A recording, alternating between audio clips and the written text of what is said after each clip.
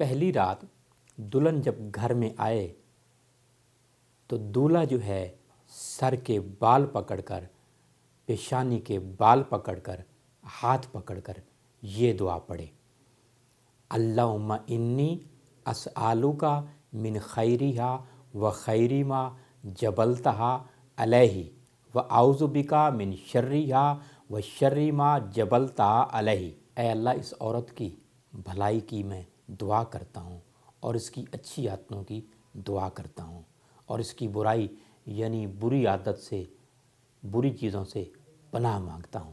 کہتے ہیں یہ دعا پڑھنے سے جو ہے اللہ تعالیٰ اس عورت سے برائی دور کر دے گا، اور گھر میں آنے سے اس عورت کی نیکی اور برکت لائے گا۔ جب خلوت حاصل ہو اور رغبت آپس میں غلبہ کرنے لگے تو یہ دعا پڑھیں ہم بستری سے پہلے: اللہم جنبنا الشیطان و جنب الشیطان ما رزقتنا۔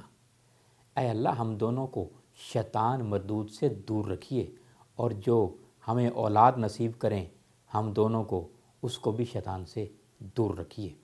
جس وقت انزال کا وقت ہو تو دولہا جو ہے دل میں یہ دعا پڑھے: اللہم لا تجعل للشیطان فیما رزقتنی نصیبا۔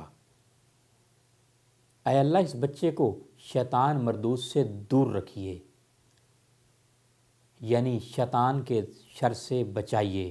شیخ عبدالحق رحمۃ اللہ علیہ کہتے ہیں یہ دعا اگر نہ پڑھی جائے تو ممکن ہے شیطان اس میں داخل ہو جائے، اور جس سے فساد کاری اور گھر میں تباہ کاری اولاد کی وجہ سے ہوتی ہے۔ لہٰذا یہ دعا پڑھنا جو ہے بہت ضروری ہے انزال سے پہلے۔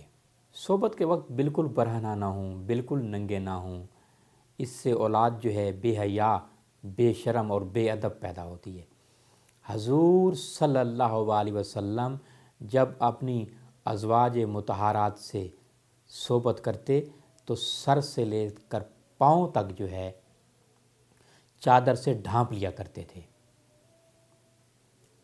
حضور صلی اللہ علیہ وآلہ وسلم نے یہ بھی فرمایا کہ کوئی شخص جو ہے جانوروں کی طرح جو ہے عورت پر، اپنی بیوی پر نہ چڑھے، یعنی مثل چوپائے کی طرح جو ہے اپنی بیوی پر نہ چڑھے، بلکہ پہلے بات چیت سے اپنی عورت کو، اپنی بیوی کو آمادہ کرے، بوس و کنار کرے، اس کے بعد جو ہے ہم بستری کرے۔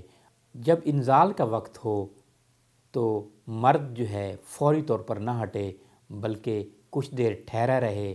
کچھ خواتین کو بعد میں انزال ہوتا ہے تاکہ ان کی بھی جو خواہش ہے وہ بھی پوری ہو جائے، اور کچھ دیر ٹھہرنے کے بعد جو ہے پھر اپنی اپنی شرمگاہ کو جو ہے الگ الگ کپڑے سے صاف کر کے پھر علیحدہ ہوں۔